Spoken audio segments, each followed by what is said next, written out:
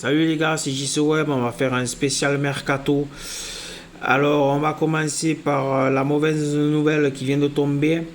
Apparemment Thiago Almeida aurait trouvé un accord avec l'Atalanta United, club qui évolue à MLS dans le championnat américain. Son agent l'a confirmé. Il devrait s'engager avec le club américain à son retour des JO. Donc, puisque le joueur est actuellement aux Jeux Olympiques au Japon avec la sélection argentine, donc apparemment Maïda va s'engager avec le club américain. Pour Daniel Valls, pardon, le joueur ne souhaite pas prolonger avec Valence. Le joueur veut rejoindre l'Olympique de Marseille le plus rapidement possible. Valence qui souhaiterait quand même le faire prolonger pour faire monter le transfert, quoi, pour que le transfert soit plus élevé. Savoir que le joueur, il lui reste un an de contrat puisqu'il terminera son contrat en juin 2022, mais le joueur ne souhaite pas prolonger pour rejoindre l'OM dès cet été. Donc voilà pour Daniel Valls. Pour Lirola, ça se complique un peu avec la Fiorentina, vu les énormes matchs de préparation qu'il a fait avec la Viola. L'OM a fait une proposition de 12 millions d'euros. Après, vous savez que l'OM négocie sur un échéancier pour payer la somme en plusieurs fois. On ne sait toujours pas comment l'histoire va se terminer. Un coup on annonce Lirola très proche de l'OM, un coup dans les journaux on dit que ça se complique. Donc j'espère que ça se terminera bien pour nous et qu'on pourra récupérer Lirola. Le joueur a toujours confirmé, même dernièrement, qu'il voulait revenir à l'OM. Donc espérons que la Viola va le lâcher. Moi je serai de Lirola, je me mettrai en bras de fer avec le club, ce qui permettrait peut-être de rejoindre l'OM un peu plus facilement, quoi. Après, côté départ, on sait que Dario Benedetto est toujours suivi par Sao Paulo. Apparemment des discussions sont entamées avec l'OM. Le joueur le voudrait avant de jouer son match contre Palmeiras. Donc les discussions sont toujours en cours avec l'OM. En cas de départ de Dario Benedetto pour Sao Paulo, apparemment l'OM aurait fait le choix de prendre Giovanni Simeone, l'attaquant de Cagliari. Si Benedetto s'en va, c'est lui que l'OM a fait sa priorité. Donc après, pour Giovanni Simeone, lui, ça serait un prêt avec option d'achat de 10 millions d'euros obligatoire. Avec une option d'achat obligatoire, quoi. Donc, affaire à suivre. Mais en se posant bien la question, est-ce qu'il vaudrait mieux pas garder Dario Benedetto, qui connaît déjà le club, qui montre quand même pas mal de bonnes choses en préparation. On voit qu'il a envie de rester. D'ailleurs, le joueur, lui, voudrait quand même rester à l'OM, quoi. Après, bon, c'est plutôt la direction de l'OM qui voudrait le vendre à Sao Paulo, quoi. Même si le joueur serait prêt à partir s'il est plus désiré à Marseille, quoi. Mais est-ce qu'il vaudrait mieux pas garder Dario Benedetto que tenter un pari avec Giovanni Simeone? Après, peut-être que Simeone, ça va marcher, mais je sais pas. Alors là, j'hésite, je sais pas. Donc, marquez-moi dans votre commentaire, hein, si vous préférez garder Benedetto ou tenter le coup avec Simeone. Donc voilà. Après, on va passer à Radovic. Lui, le joueur a un envie de retour au Hertha Berlin. Le club, là, on l'avait prêté la saison dernière, quoi. L'OM en demanderait 8 millions d'euros. Le Hertha Berlin voudrait le récupérer aussi. Donc c'est une histoire qui pourrait se conclure, je pense, assez rapidement. et qui permettrait à l'OM de faire entrer un peu de sous dans les caisses. Donc voilà. Après, pour Bouba Camara, il y a eu une offre de l'AS Monaco de 15 millions d'euros, loin des 30 millions d'euros qu'on nous annonçait il y a quelques semaines en arrière que Monaco aurait offert à l'OM. Après, peut-être qu'il y a des bonus dans les 15 millions d'euros, tout ça.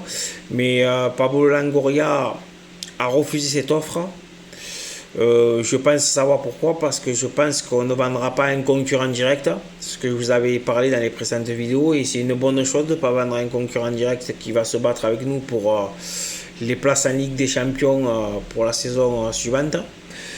Donc après il y a une offre apparemment aussi de Newcastle qui aurait fait une offre de 14 millions d'euros. Après, est-ce que Pablo Longoria l'acceptera ou pas? Je ne sais pas. Il faut savoir aussi la position de joueur. Qu'est-ce que compte faire Bouba Camara? Je pense que si le joueur voudrait partir là-bas et que Pablo Longoria accepterait cette offre, je pense quand même qu'il y aurait un pourcentage à la revente. Parce que un joueur comme Bouba Camara, quoi, déjà que on est obligé de le brader parce qu'il reste plus qu'un an de contrat. On parlait à un moment donné entre 20 et 25 millions d'euros. Là, on redescend à 14. Ce qui fait chier dans ce dossier, c'est que Bouba Camara n'a toujours pas prolongé et apparemment, je ne sais pas s'il va prolonger parce qu'apparemment, l'OM lui aurait fait une proposition, il n'a toujours pas accepté. Ça aussi, c'est malgré le joueur important que c'est pour nous et son immense talent, moi je trouve quand même que c'est respectueux de la part de Bouba Camara de pas avoir prolongé avec son club formateur, quoi. Ce serait bien que s'il aurait prolongé, on aurait déjà, et qu'il voudrait partir, l'OM aurait pu le vendre une quarantaine de millions, pardon, 40, au moins 40 millions d'euros. C'est sa valeur marchande sur le marché en ayant plusieurs années de contrat. Donc ça fait chier déjà de. Même si j'aurais préféré garder Camara, ça fait chier de le vendre, quoi. Donc pour le moment, il est toujours là.